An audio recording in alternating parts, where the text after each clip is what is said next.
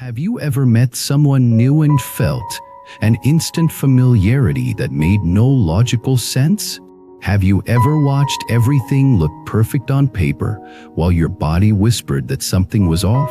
Welcome back to the channel. Today we are going to decode something subtle but life-changing, the early signals in new relationships that feel like red flags, yet do not always fit the usual labels.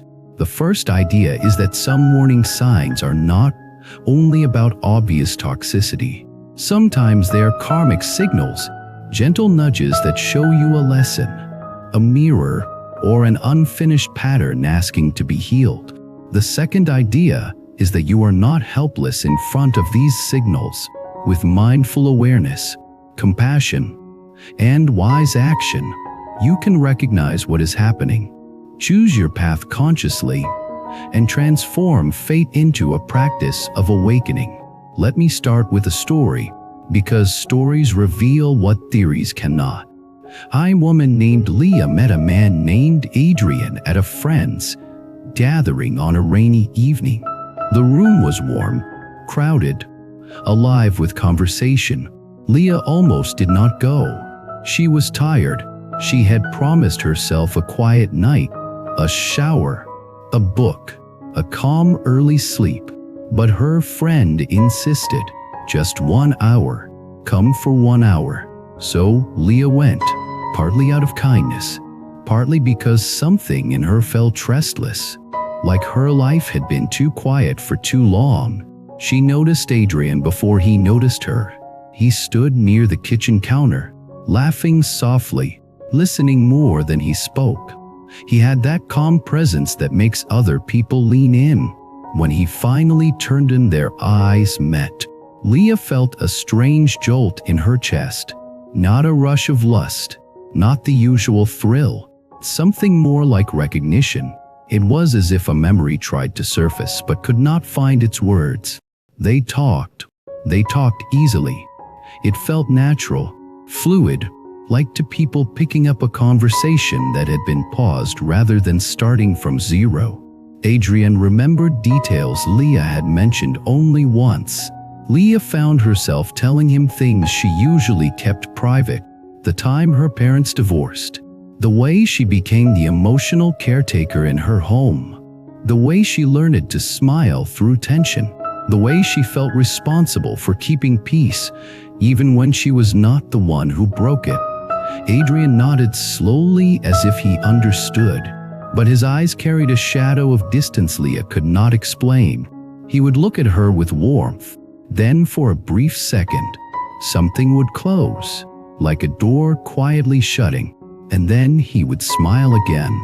That was the first karmic red flag, not a dramatic one, not a sign that screamed danger. Just a subtle mismatch between the sweetness of the moment and the micro-signal of withdrawal. Most people would ignore it. Leah almost did. Her mind tried to interpret it in the most generous way. Maybe he is shy. Maybe he is tired. Maybe he is deep. Maybe he has been hurt before. And because Leah was a compassionate person, she did what compassionate people often do when they meet mystery. She leaned in. They exchanged numbers. They texted. They met again. The chemistry grew, but the feeling returned again and again, like a gentle tap on the shoulder that you keep pretending you did not feel. Sometimes Leah would leave a date glowing, excited, convinced she had met someone special. Then she would get home and feel a heavy tiredness, like her nervous system had been running.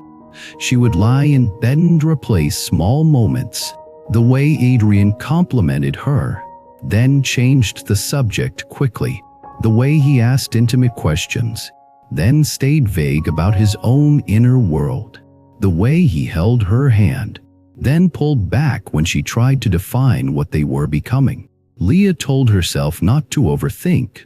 She told herself she was just anxious. She had done therapy. She had learned about attachment styles.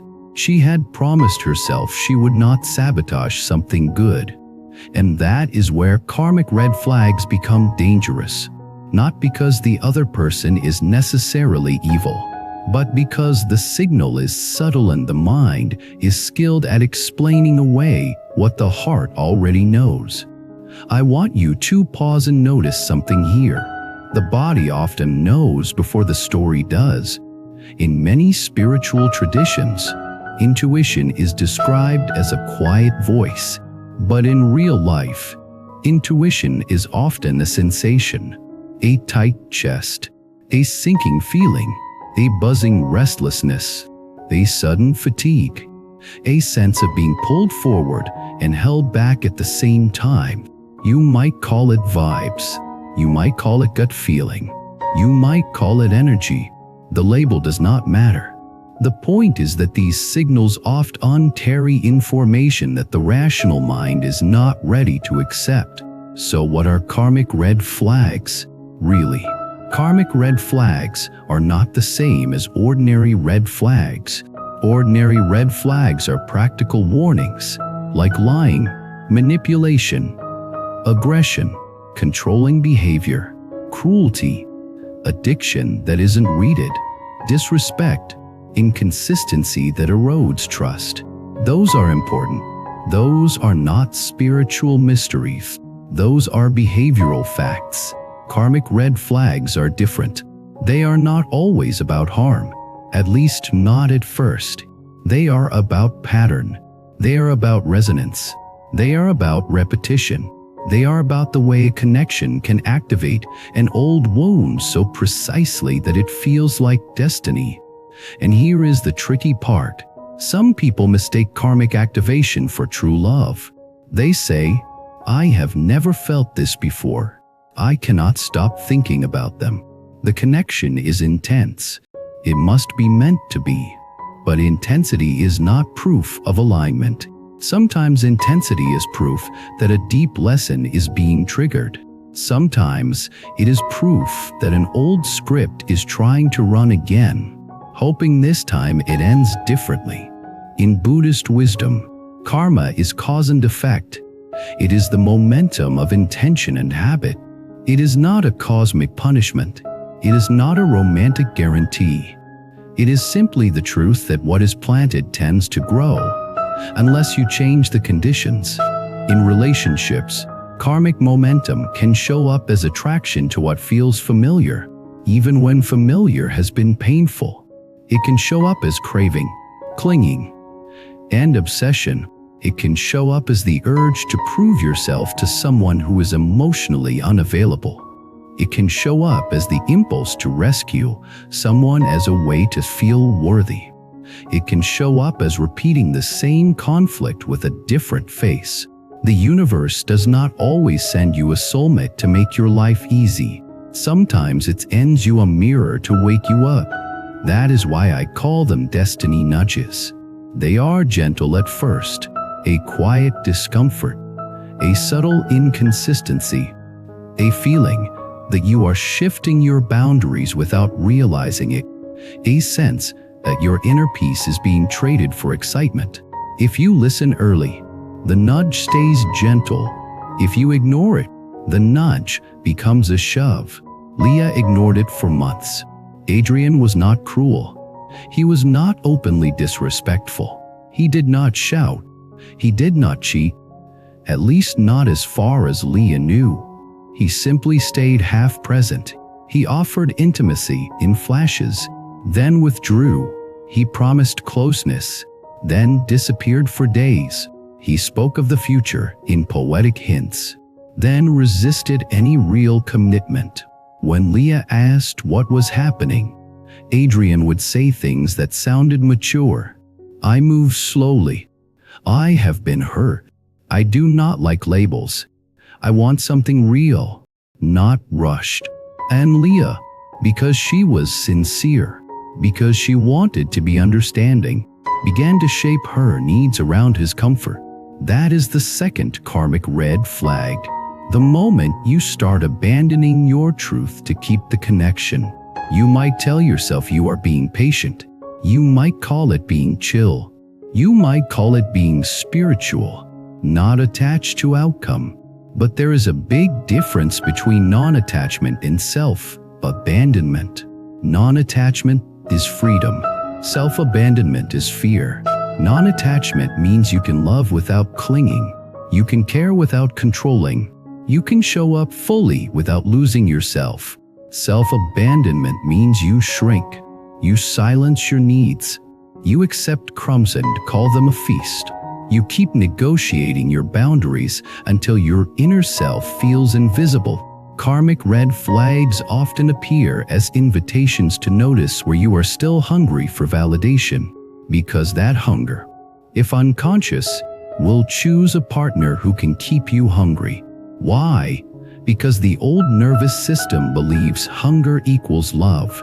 The old conditioning believes longing equals intimacy. The old story believes that if you just try harder, you will finally earn the love you missed earlier in life. That is karma in action. Not mystical, psychological, energetic, emotional, all of it together. Now, I want to make this accessible. If you are listening and thinking, how do I know if this is a karmic lesson or just my anxiety? You are asking the right question. Anxiety tends to be diffuse, future-oriented, imagining catastrophe without clear evidence. Karmic signals tend to be specific, repetitive, and embodied. They show up the same way every time you meet the person, or every time a certain topic arises, or every time you try to deepen intimacy. Let me give you examples that many people recognize. You meet someone and you feel chemistry, but you also feel a tightness in your stomach whenever they talk about their ex. They speak with bitterness, or they speak in a way that keeps the story unfinished, like there is still emotional tethering. You tell yourself it is normal. Everyone has a past, but the body keeps signaling there is unresolved energy here.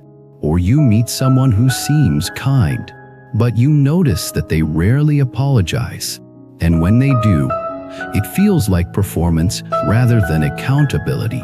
Your mind says, do not be picky. Your body says, do not ignore this. Or you feel drawn to someone who is exciting, unpredictable, and charming. You feel alive around them. But after each interaction, you feel drained, and your mind becomes obsessive, replaying messages, waiting for replies, measuring your worth by their attention. That obsessive loop is not romance. It is karmic activation. Or you notice that you are revealing too much too soon, not because it feels safe, but because you feel compelled, as if you are trying to fast forward intimacy. That compulsion often indicates an old pattern of trying to secure love quickly before it disappears. Or you notice that the relationship creates a sense of urgency. You feel pressured to decide, to commit, to merge, to move fast, even if no one explicitly says so. Urgency is often fear wearing a romantic costume. These are not proofs of doom. They are messages. In spiritual language, you might say the energy is showing you where you still need healing. In Buddhist language, you might say the relationship is revealing craving and aversion. Craving, the desire to hold, to grasp, to possess, to secure. Aversion, the desire to avoid discomfort, to avoid loneliness, to avoid uncertainty, to avoid truth. When you see craving and aversion clearly, wisdom begins. Now let us talk about destiny, because people often use destiny as an excuse to ignore their own discernment. They say, I cannot leave. It feels fated. But fate and freedom are not enemies. They are intertwined. It may be true that you were meant to meet this person, not necessarily to stay with them forever, but to learn something, to awaken a part of you, to close an old loop, to practice compassion with boundaries, to stop repeating a pattern. In other words, the meeting can be destined, and the ending can be your choice. That is the part many people forget. Destiny may present it, or you decide whether to walk through it and how long to stay in the room. So how do you decode karmic red flags in a new relationship without becoming paranoid or overly suspicious? You start with mindful awareness.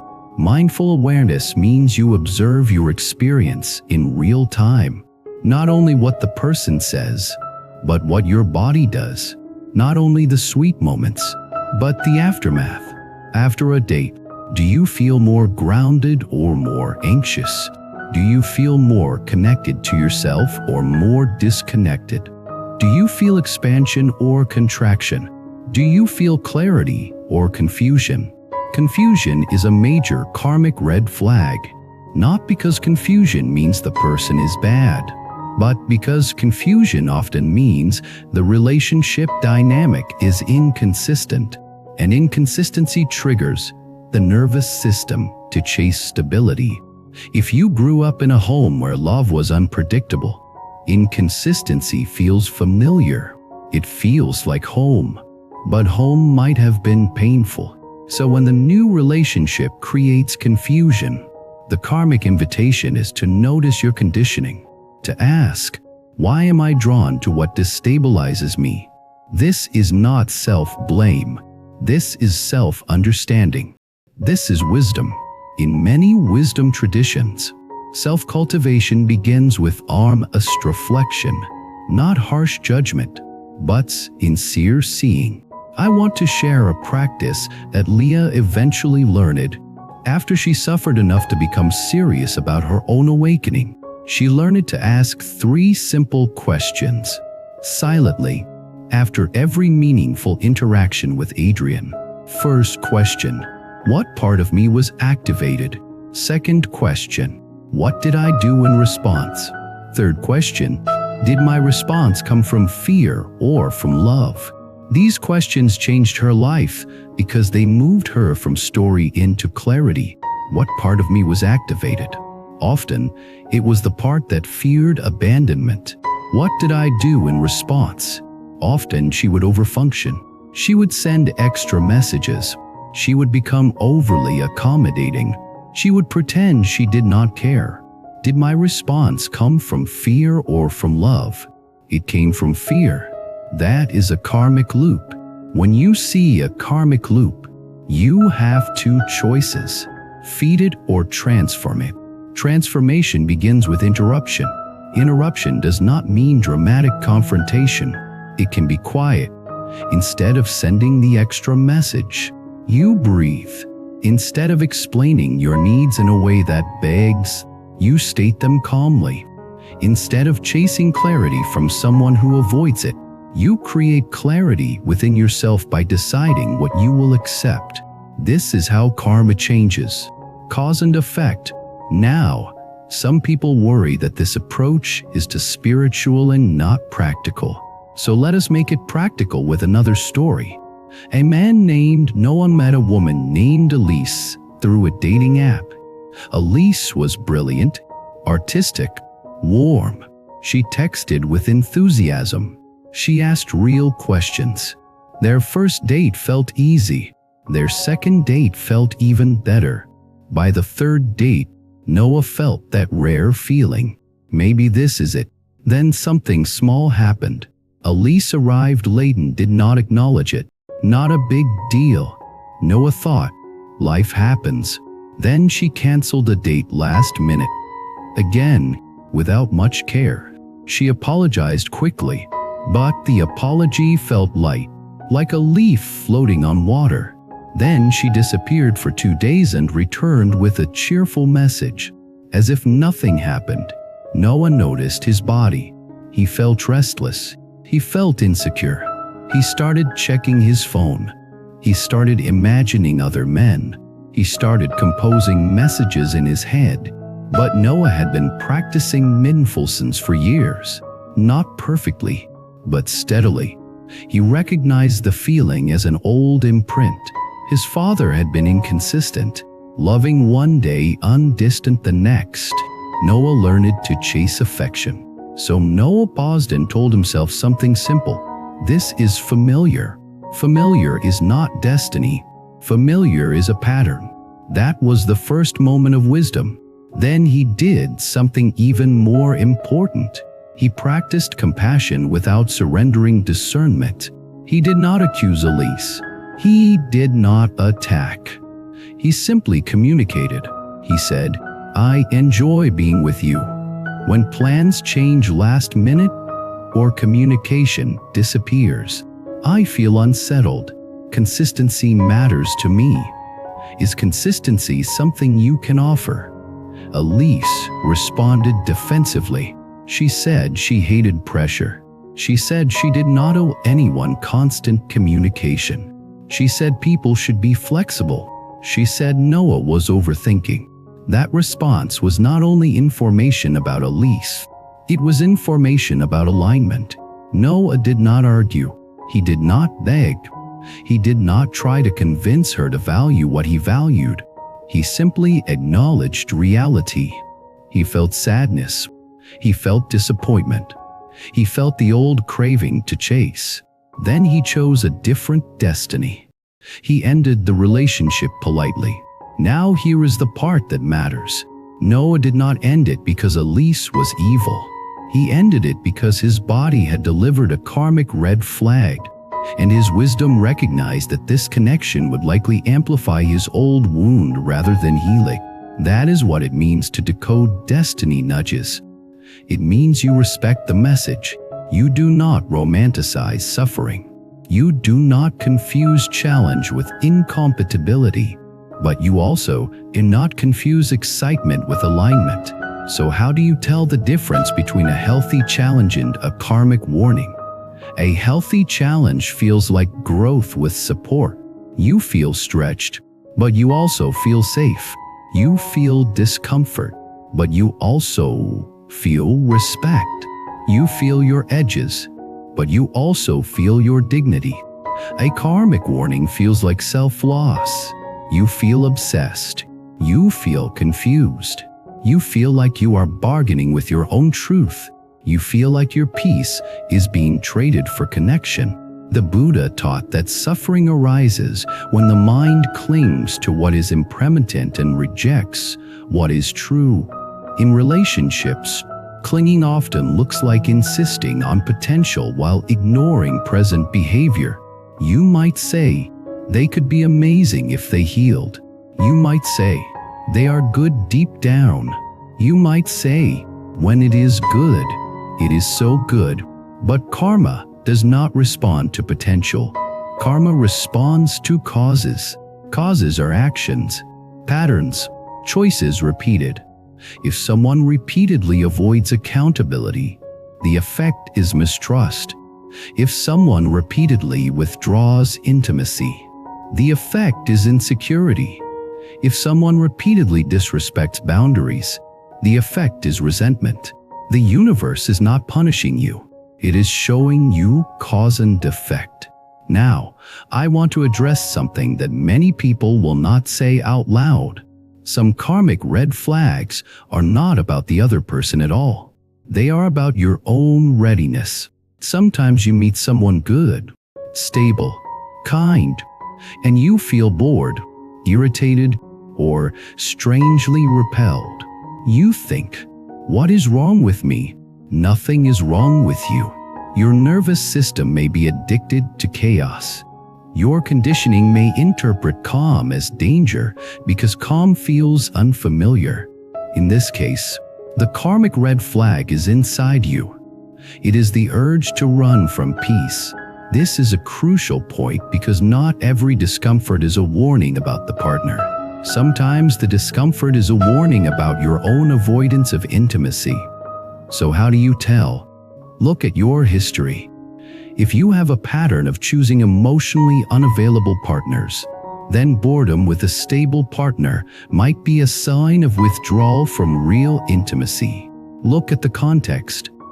If the stable person is respectful, consistent, and emotionally open, and your discomfort feels like restlessness, then the karmic invitation may be to heal your attachment to intensity. This is where compassion comes in. Compassion for yourself means you do not shame yourself for your conditioning. You simply practice with it. Use it with discomfort. You breathe. You notice the urge to create drama. You choose steadiness. This is spiritual training. This is the path. In Buddhist practice, the path is not about escaping desire by force. It is about understanding desire, seeing how craving creates suffering, seeing how clinging creates fear, then choosing freedom. Freedom in relationships is not indifference. It is wise love. Wise love means you care deeply, but you do not lose your center. Wise love means you communicate, but you do not beg. Wise love means you offer compassion, but you do not tolerate harm. Wise love means you can leave a connection that does not honor your dignity, without hatred, without revenge, without drama. That is karmic maturity. Now let us return to Leah, because her story holds a lesson many people need. After months of uncertainty, Leah finally confronted the truth. She did not do it in one dramatic moment. It happened through accumulation. One night, she had dinner with Adrian at a small restaurant. The candles were lit. The atmosphere was romantic. Adrian held her hand and told her she was special. He spoke of how rare it was to meet someone like her. Leah felt warmth. Then she felt a chill, not because of his words, but because of the way his words floated without anchoring into action. Then he mentioned, casually, that he might travel for a few weeks and would be busy. He said it with a smile, as if it were nothing. Leah asked, "Will we stay in touch?" Adrian shrugged lightly and said, "We will see. Let it flow." In that moment, Leah saw the pattern with sudden clarity. Let it flow did not mean freedom. It meant avoidance. It meant he wanted access without responsibility. It meant he wanted closeness when convenient, distance when difficult. Leah felt her heart tighten. The old part of her wanted to negotiate, to be flexible, to be understanding, to accept uncertainty because she was afraid of losing him. Then something else rose in her, a quieter voice, a voice she had been cultivating through meditation, a voice of wisdom. It said, "This is the lesson. Do not abandon yourself." Leah took a slow breath. She looked at Adrian and said calmly, "I care about you. I am looking for a relationship with clarity and consistency. If you cannot offer that, I will not continue." Adrian looked surprised. Then he looked irritated. He said Leah was putting pressure. He said she was making things heavy. He said she was overreacting. Leah felt tears in her eyes, but she did not retreat. She felt grief, but she did not negotiate. She said, "I am not asking for perfection. I am asking for honesty. If you want something casual, say so. If you want something committed, show it. If you want something in between, I will step away." Adrian did not answer directly. He tried to charm. He tried to soften. He tried to keep the door open without choosing. And Leah, in that moment, did something that changed her destiny. She closed the door, not with anger, with compassion. She said, "I wish you well. I am not your enemy. I am simply choosing my path." She left. That night she cried, not because she doubted her choice, but because she felt the weight of her lineage release. Her mother had stayed in unclear relationships. Her grandmother had stayed in unclear relationships. The women in her family had been trained to accept ambiguity as the cost of love. Leah broke the pattern. That is ancestral karma meeting present action. Now, I want to name a truth. Breaking patterns often hurts at first. It hurts because the nervous system equates leaving with danger. It hurts because the mind romanticizes what could have been. It hurts because the old child inside you believes that if you leave, you will be alone forever. But if you stay in misalignment, you create a different kind of loneliness, the loneliness of losing yourself. So the question is not, will you feel pain? The question is, what kind of pain will you choose? The pain of awakening or the pain of repetition? This is where destiny nudges become sacred. A karmic red flag is not there to scare you. It is there to awaken you. Now, let us talk about how to recognize these karmic signals early, before months become years. The first signal is accelerated intimacy that feels like a trance. Some connections move quickly because both people are open, mature, and aligned. That can happen, but when intimacy accelerates like a trance, it often includes emotional flooding. You feel like you cannot think clearly. You feel pulled. You feel addicted. You start rearranging your life quickly. You start making promises in your mind. You start interpreting signs everywhere. If you notice trance-like intensity, pause, take space, notice whether your peace remains intact. The second signal is role casting. Role casting is when you meet someone and immediately feel like you have a job in their life, to heal them, to save them, to prove yourself, to be the strong one, to be the understanding one, to be the one who never asks for too much. If you feel role casting, it is often ancestral. It often comes from childhood dynamics.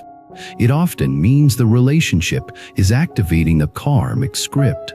The third signal is energetic contraction. After seeing them, do you feel smaller? Do you feel drained? Do you feel like you are performing? Or do you feel more yourself?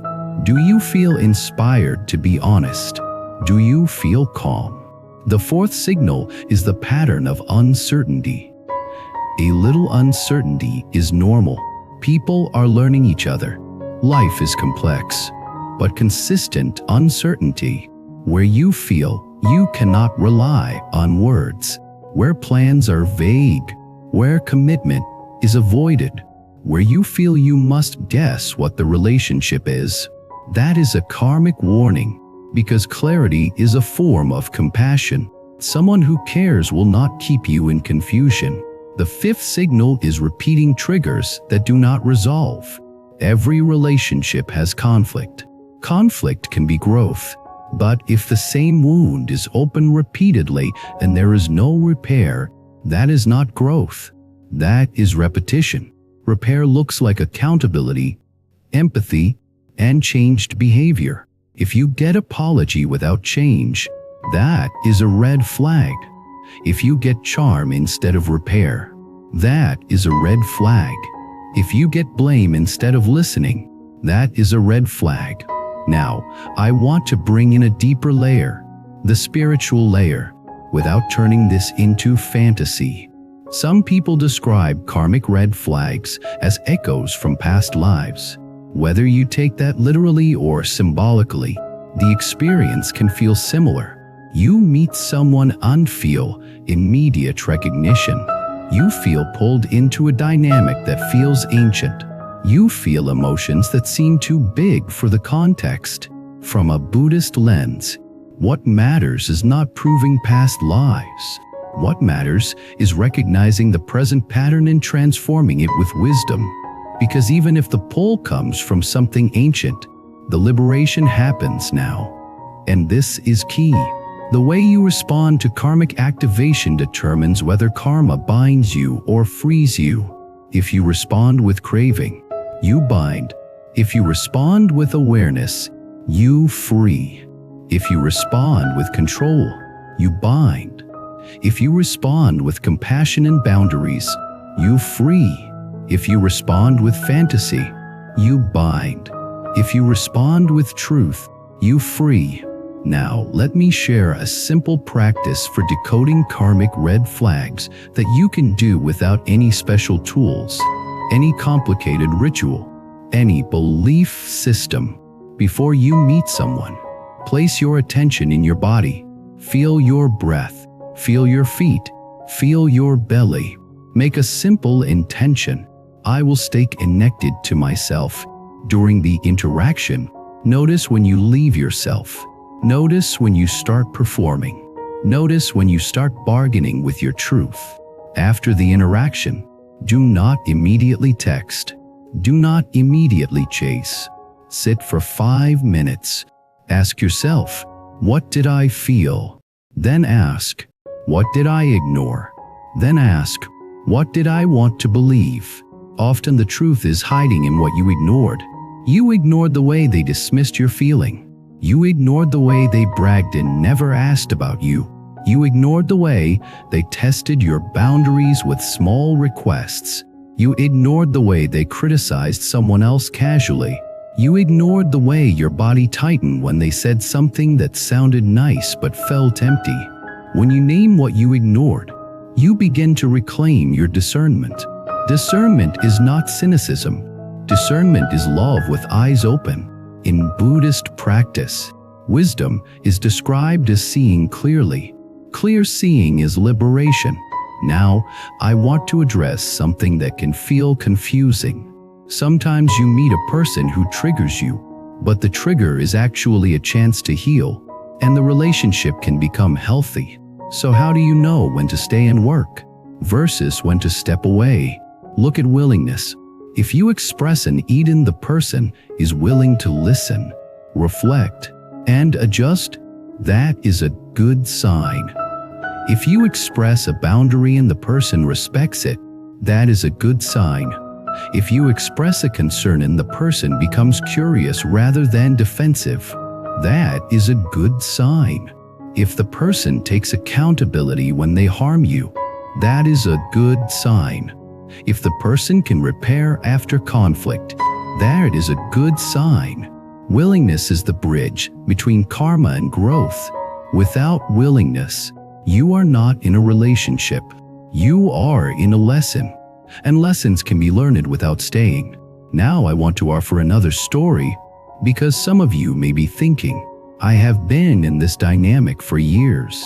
I wish I knew earlier. A woman named Priya met a man named Marcus. Marcus was charming, confident, magnetic. Priya felt like she had entered a movie. He took her to beautiful places. He said poetic things. He spoke about fate, about how meeting her was a sign. Priya felt special. Then she started noticing small red flags. Marcus would speak badly about past partners. He would say they were crazy. He would say they were obsessed. He would say he was always the victim. Priya ignored it.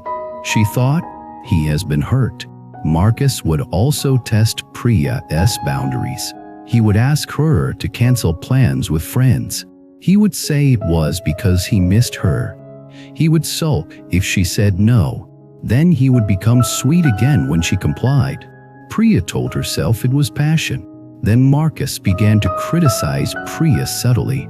He would joke about her clothes. He would comment on her body.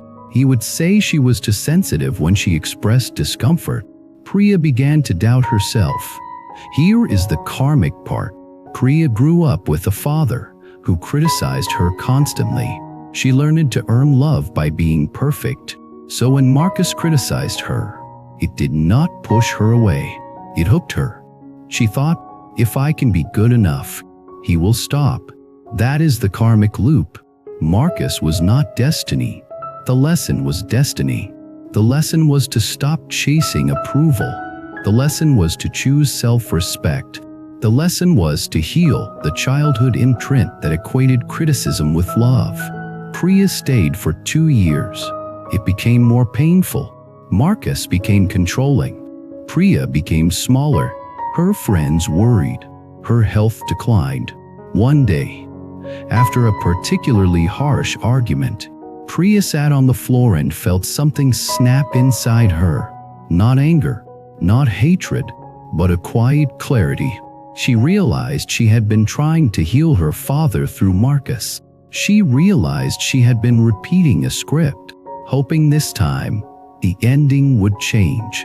She realized her destiny was not to suffer. Her destiny was to awaken. She left. Leaving was not easy. It was messy. It was painful. Marcus tried to pull her back. He apologized. He promised change. He cried. He threatened. He tried every tactic. Priya practiced something powerful. She practiced non-attachment. Non-attachment does not mean she did not care. It means she refused to cling to fantasy. It means she refused to be controlled by craving. She held compassion for Marcus as a human being, but she did not sacrifice her life to his unhealed wounds. That is spiritual strength. Later, Priya told me she felt like she had cut an invisible cord, not only to Marcus, but to her entire lineage of women who stayed quiet to keep peace. She became the change maker. This is the legacy of healing.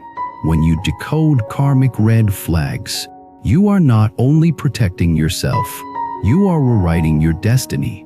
Now, let us bring this into the language of gentle nudges. Destiny nudges are often soft at first. They show up as small discomforts, a feeling of hesitation, a sense of pressure, a sense of performing, a sense of losing your center, a sense of hiding your truth, a sense of your energy leaking. If you treat these as sacred information, you can adjust early. You can slow down. You can ask better questions. You can watch behavior over time. You can keep your life intact instead of merging too fast. You can prioritize peace over intensity. This is not fear. This is wisdom. In Buddhist terms, this is right mindfulness and right action. Right mindfulness means you know what is happening in your mind and body. Right action means you choose behaviors that reduce suffering, not increase it. Now I want to speak about compassion because compassion is often misunderstood in dating. Some people use spirituality to excuse bad behavior. They say, I should be compassionate, so I will tolerate disrespect. That is not compassion. That is confusion.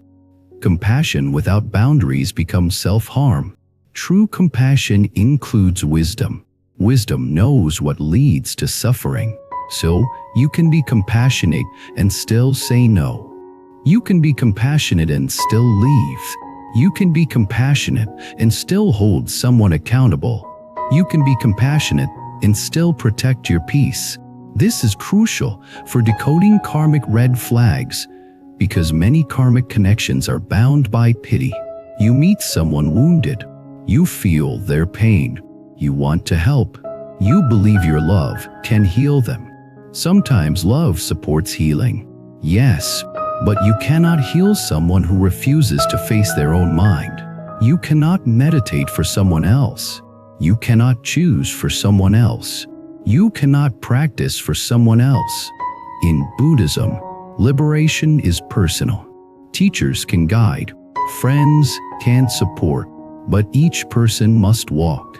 So if you find yourself believing you must carry the relationship, that is a karmic red flag. Now I want to offer a new way to interpret the word red flag. Instead of thinking of red flags as signs you must run, think of them as signals that ask you to awaken. Some signals will lead you to leave. Some signals will lead you to communicate. Some signals will lead you to heal your own pattern. Some signals will lead you to slow down. But all signals invite consciousness. That is why I call this decoding. Decoding means you do not react blindly. You interpret, you reflect, you choose, and you do it with kindness. Now let us talk about the most common karmic red flags that feel like destiny and how they whisper rather than shout. One of the biggest is the feeling of being chosen.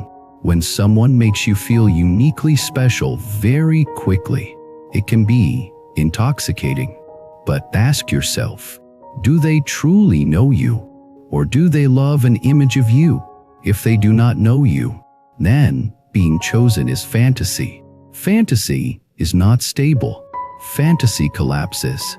Sometimes people choose you because you fit a role.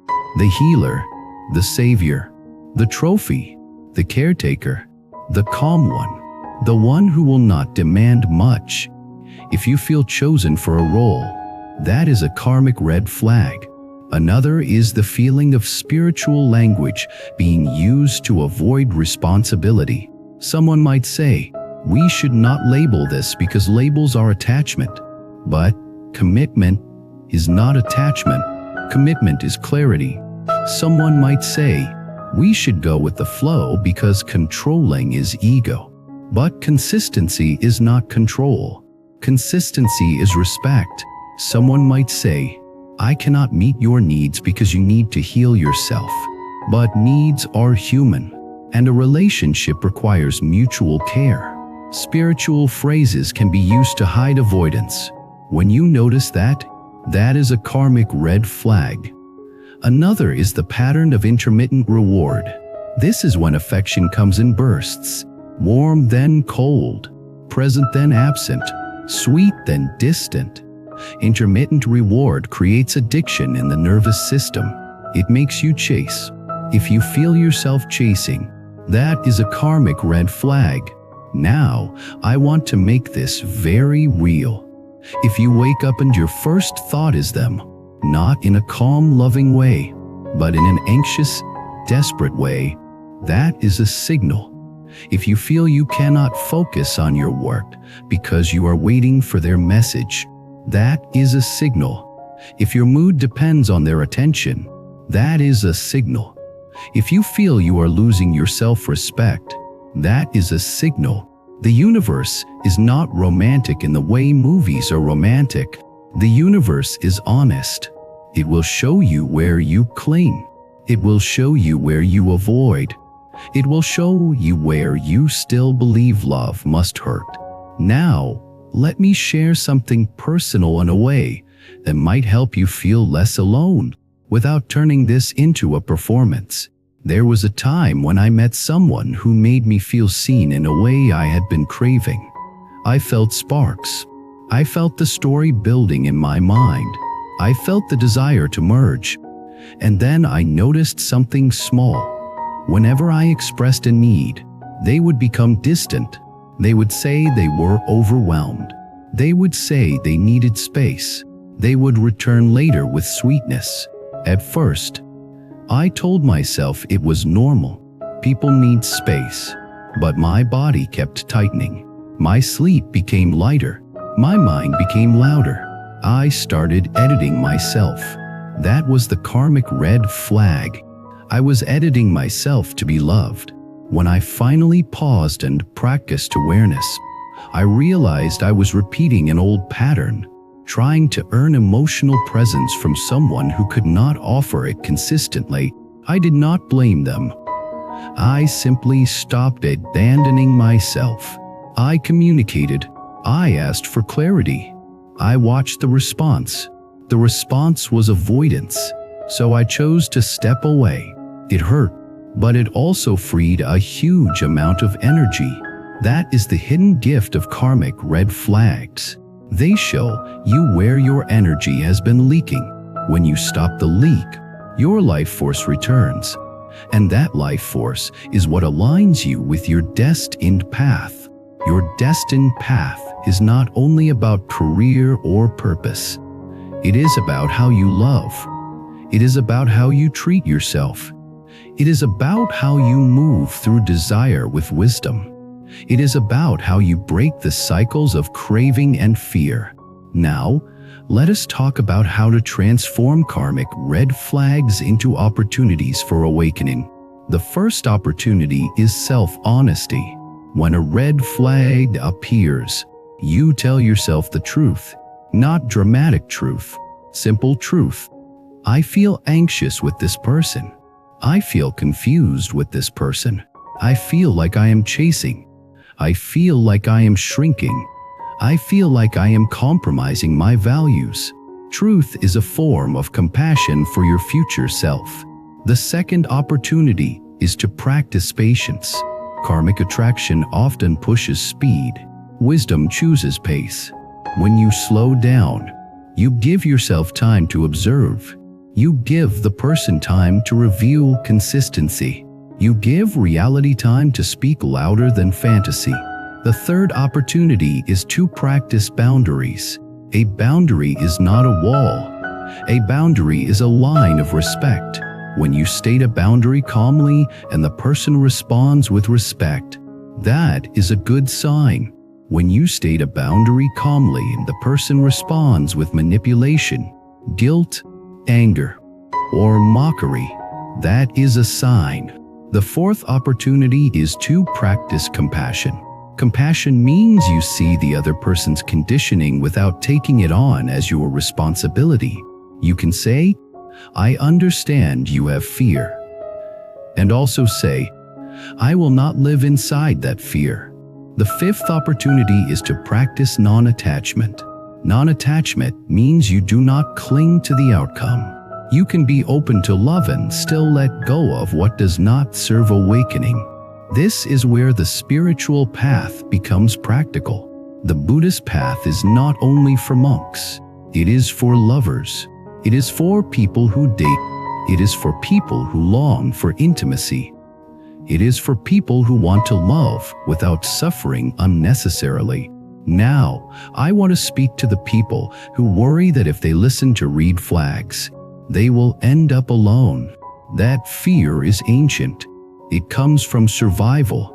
It comes from the belief that being chosen by someone else is proof of worth. But your worth does not come from being chosen. Your worth is inherent. The more you respect your worth, the more you attract relationships that reflect it. And if you do not attract immediately, you still have peace. Peace is not loneliness. Peace is presence. And presence is what makes love possible. Because the goal is not to be in a relationship at any cost. The goal is to be in a relationship that supports awakening, wisdom, compassion, and a destiny that feels aligned. Now, let us do one more story. Because repetition in stories helps the mind learn. A man named Henry met a woman named Clara at a bookstore. They reached for the same book. They laughed. They talked. It felt effortless.